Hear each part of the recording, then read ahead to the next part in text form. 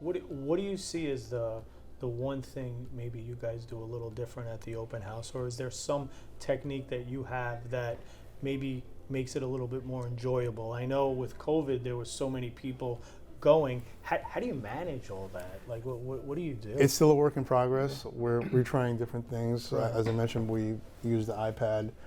We have people sign in. We're not trying to be Gustafos or anything, but we need to ask these questions.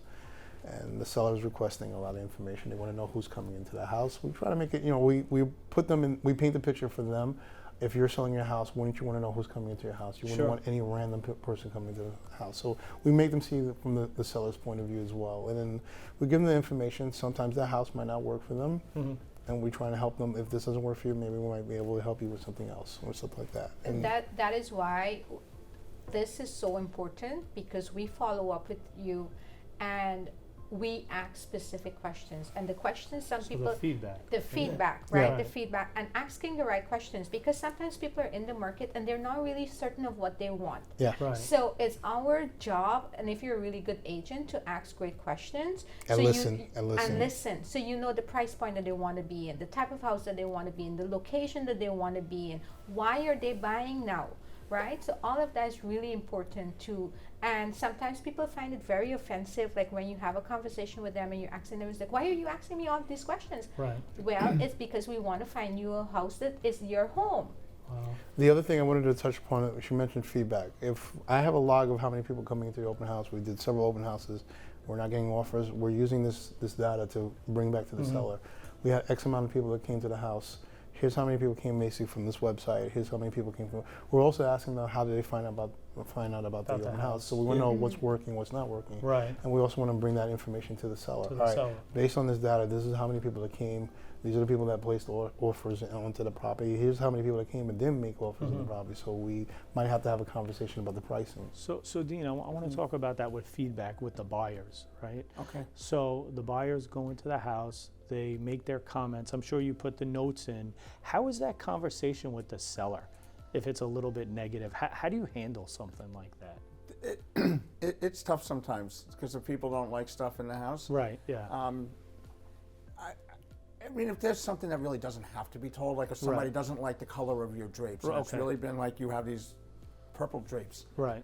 And the seller was talking about how much they were custom and they were important to her. I don't think I have to mention that. I just don't think I do. But location I can't change. Right. But location comes up in conversation, because sometimes if you're on a double yellow line road or a busy street, that will cause some people to not be interested. Actually, the location comes up a little bit. Yeah. Honestly, what I hear comes in, it gets filtered a little bit. Sure. Just out of respect. Out of respect. To the people, but the message comes loud and clear. Right. What's going on. If a lot of people are making the same comment on the same thing and it's clearly an issue, we would be, like you mentioned, we'd be doing a disservice to the seller, not telling them, hey, the people that came in here, they all said the same thing about this one particular thing. We need to address this in order basically to present it. This always comes down, like we put it out there and we get eyes on, I can say almost 100% of the listings that we've done over the years, we've gotten a lot of eyeballs on it. Really a lot, like in the top, there's these different graphs and charts that Multiple Listing Service has and Tour Factory Photography Service has, and this, we always see that we're near the top in that, and sometimes people aren't coming to a home, and you know what I'm talking about also, or they're not making offers, and we just have that frank conversation. It becomes price, and sometimes the market just doesn't agree with your price, and I can't really explain why, but if 1,000 people have the same opinion, that's just what it is. So ultimately, would you say if they're not bidding on the house 9 out of 10 times, it's because of the price of the house? Price. If we're if we're getting the eyeballs, the market is speaking basically. The market speaking. And exactly, we're getting the eyeballs, but the offers aren't coming in, or they're not coming in at the right price. Then it is the price. Wow. But generally, we have this conversation at the sit down with the seller. Here's what the market's saying. Basically, this is the price that we need to be at, and if they choose to go a different different price point, we address that right then and there. All right, we're going to try it your way, but if we see this for a couple of days and it doesn't, no one's putting in offers, then we have to consider bringing it down to where the market is suggesting it needs to be. And if a few people are saying the same exact thing, they're all coming in with the same offers. They're not getting together basically at Starbucks and like, hey, let's go with the same offer. They're not doing that. the market is speaking. Different random people are coming in and saying they're offering X amount of dollars, and they're all saying that the market has spoken. Well, you guys have had over 50 successful transactions last year on the listing side. Yeah. What is? I know you become friends with them, but just walk me through their emotions along the way. Is there some things that we're not seeing where they're happy, sad? Oh, it's what a are roller some of the coaster. things? There's so much. There's so much. All right, what you have. don't we It's like see with anything that? else. When a house gets listed for the first week, you're in this honeymoon period. Right. But I'm telling you, list a house, they sign with you. It goes on to multiple listing, and if the phone is not ringing off the hook day one, it's almost an immediate. What's wrong?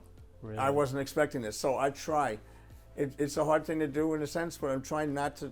I don't want to overpromise And underdeliver. Right. I let them know what the real expectations Sure. are, and then I'll tell them, look, the market's going to tell us, 4 things, and one of them is that we nailed it, and that's Right. that we're getting, but nailing it isn't 100% of the times, and we Right. just explain that. Sometimes we overshot, sometimes we try it your way, sometimes the market moves right from under our feet, Yep. which has happened in the last 3 months. Right. But it is a complete roller coaster of emotions, and it seems to change every week with the sellers.